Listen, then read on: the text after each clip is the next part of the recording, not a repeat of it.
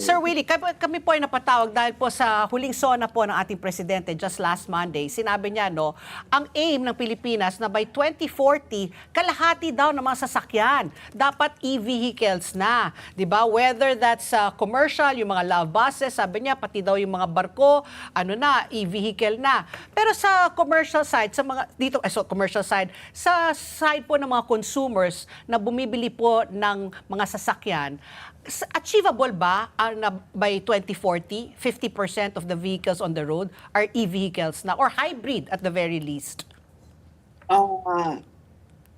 Mahirap, no? But sana di lang anghel ng presidente na talaga by 2040 marami ng electric vehicles, no?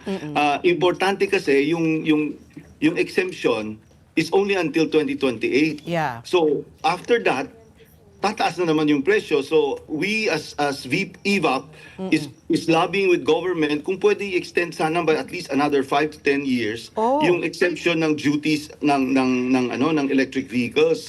So yun yung pakiusap namin because kasi the law was started in 2022 but nagamit lang siya last year when maraming bumili ng e-vehicles, no? So nasayang yung 22, 23, 24, no? So 25 pa lang ngayon, 26 pa lang ngayon, sorry. So in 2 years tapos na yung incentive, no? So yun yung request namin, sana ma-extend yung exemption from tariff until maybe at least 5 to 10 years sana. Other countries kasi hanggang 2040 eh. Okay. I was just wondering, ano ba ang tax pagdating po sa sasakyan?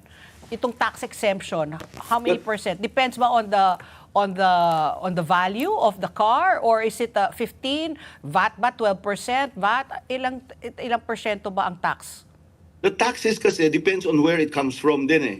Within Southeast Asia, zero, no? Pero karamihan ng EVs galing China, ang China may 30% tax. So malaki yun, no? So isipin mo, yung 30%, malaking bagay yun. So we need to find a way to reduce the taxes for EVs.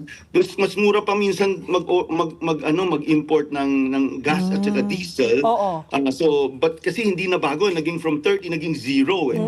So but yung zero hanggang 2028 lang. So we're hoping that we can extend it to yes. Up to 2040.